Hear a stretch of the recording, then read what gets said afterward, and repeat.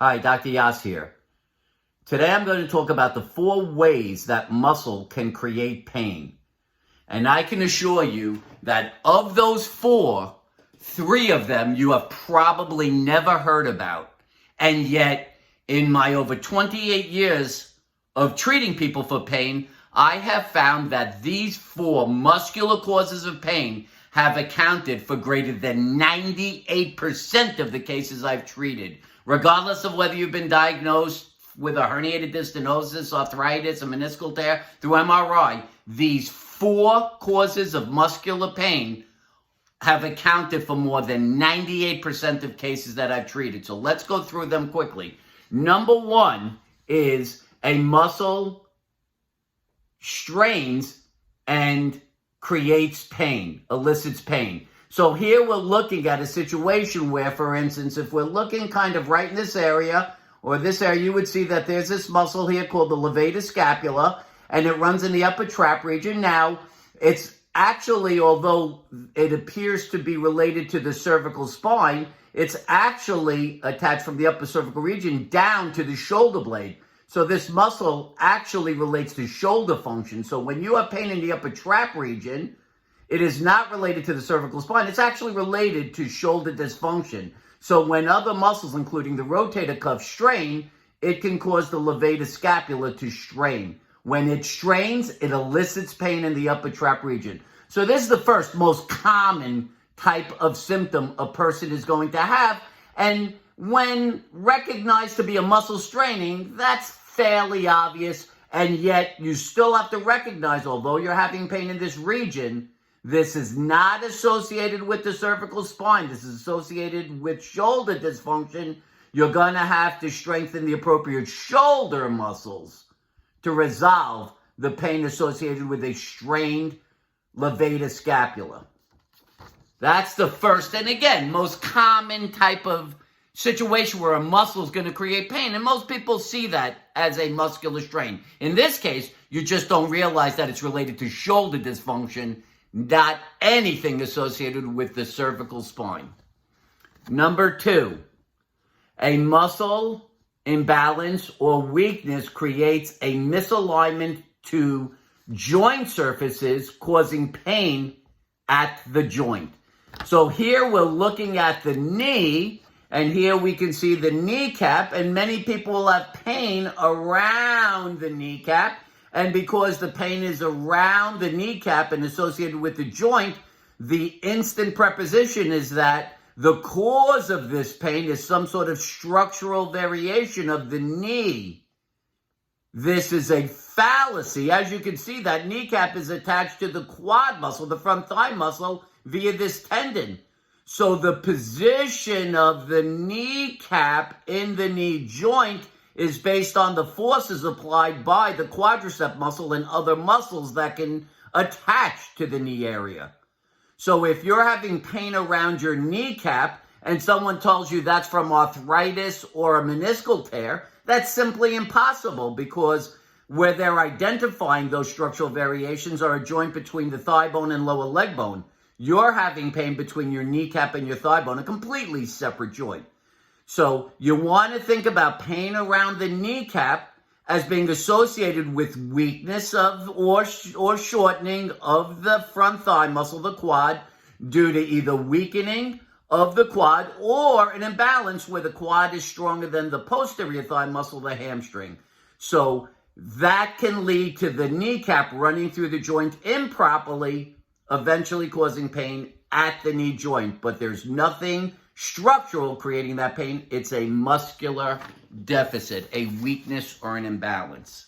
Number 3, a muscle strains and refers a symptom. So let's look at this here. So for everybody who goes to sleep, lays on their side, and ends up with some sort of altered sensation in their hand, God forbid you go to the medical establishment, you're going to be told it's coming from your cervical spine.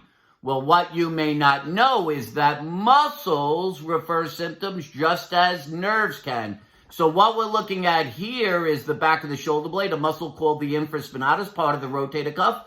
And what you're looking at in all that redness is the area that when that muscle strains, it can refer symptoms based on this pattern. This is called the trigger point chart.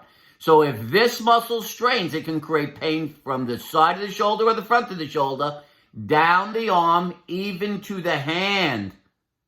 So as you can see, if you had strained your rotator cuff and you happen to be laying on your side, that's going to kind of bring the arm bone forward in the shoulder joint, which can overstretch this, and that can lead to it referring symptoms down the arm. So here we have altered sensation in the hand from a muscle that has strained, and the muscle, not a nerve, is in fact referring those symptoms.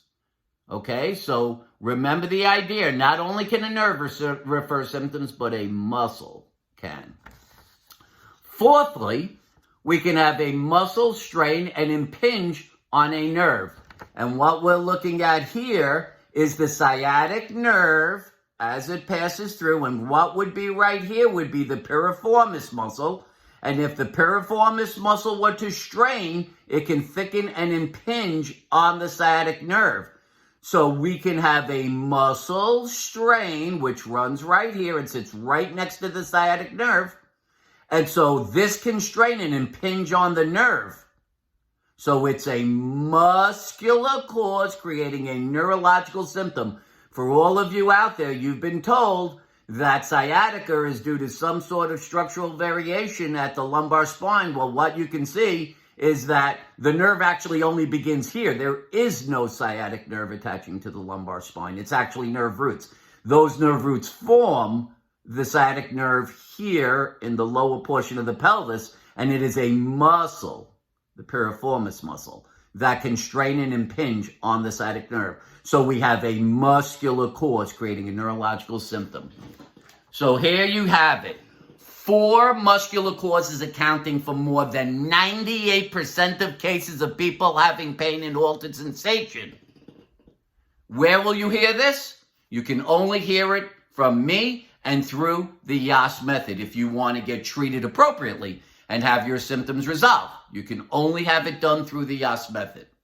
How do you get the Yass method? Well, you can certainly contact me by email at drmitch@mitchellyas.com, drmitch@mitchellyas.com, or you can go to my website, www.livewithoutpains.com. That's plural, livewithoutpains.com. This will all be in the description below.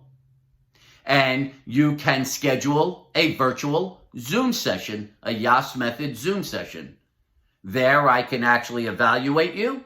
And if we do confirm the cause to be muscular, which it is again in 98% of cases, then we will have you perform exercise. I will demonstrate the exercise, and then you will perform it under my supervision. The sessions are videotaped, so you have that going forward. We recommend 4-week follow-up sessions, but here's an opportunity to identify the cause as being muscular and address the muscular cause. Not mask the symptom, not take cortisone shots, epidural nerve blocks, pain medications, freaking radio frequency ablation. This is about identifying a cause and resolving a cause. That's what it's about. If it's muscular, the high probability is you will not be having that as your diagnosis through the medical establishment, because muscular causes don't show up on diagnostic tests. Those 4 primary ways I just showed you, they don't show up on diagnostic tests, and there is no medical specialty educated or trained to identify or treat them. That's why the Yass method exists. It is your isolated island of reality. The one place you can go where you can get the real information you need to get a proper diagnosis and proper treatment. All right? If you like this video and it's making sense to you, give it a thumbs up. If you like my YouTube channel, please subscribe to get notifications when new videos are added or when I am live on YouTube. So there you go. The 4 primary causes of pain through muscle, which account for more than 98% of cases of pain or altered sensation. I hope you take this information, think about it. If it makes sense to you, contact me, get the Yass method. Let's end your pain now. Let's end the cause now. Let's have you have it tomorrow that is pain-free and fully functional. For now, Dr. Mitchell Yass wishing you a pain-free, fully functional life. Bye-bye for now.